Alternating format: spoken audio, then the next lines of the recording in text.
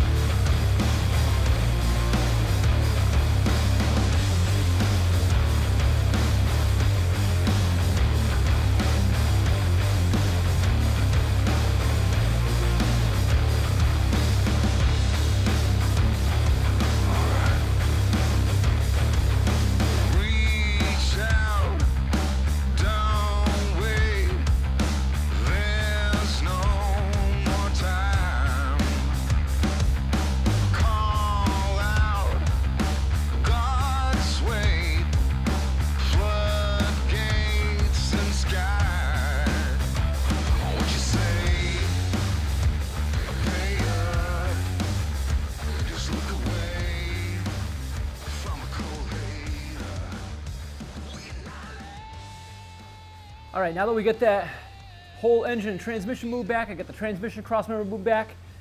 Next thing we got to do is move these motor mounts. So these motor mounts were welded right to the frame, and obviously with the motor being so far forward, all this has to be cut out and moved back.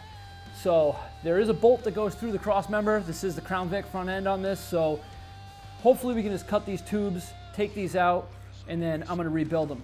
If you watched the first video I did in this truck, kind of doing an overview, I talked about how we're going to incorporate some polyurethane bushings into this thing because I really don't like the fact that they were solidly mounted.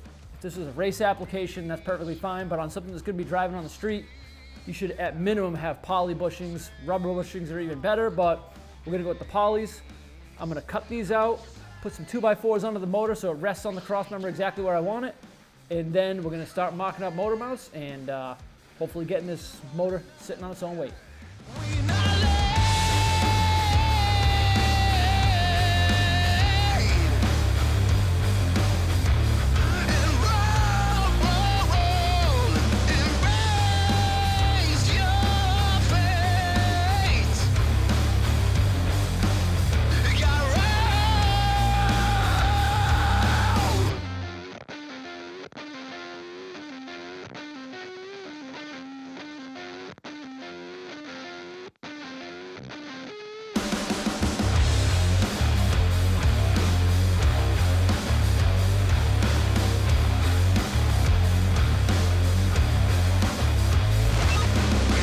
The cool thing about the plasma is besides grinding the edges a little bit, it's ready to go. The edge is just about straight and it's a nice clean cut.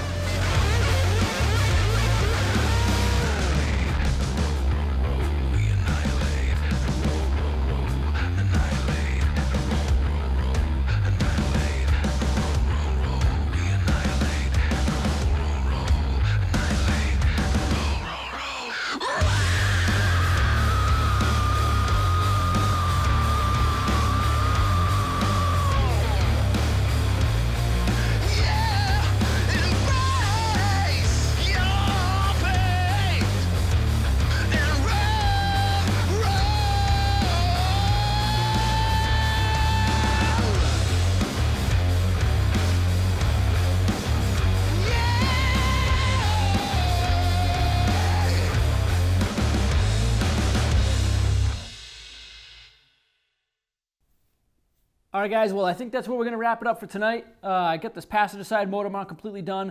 I just got to finish up the driver's side. I'll probably do that off camera. I mean, you don't really need to see that, but I'm happy with the progress we got. Motor's moved back. One of the mounts is completely built. Transmission crossmember is moved back. The body is back down on the cab, on the frame. We're going to be changing the body bushings, but right now the stock ones will do just for mock-up stuff.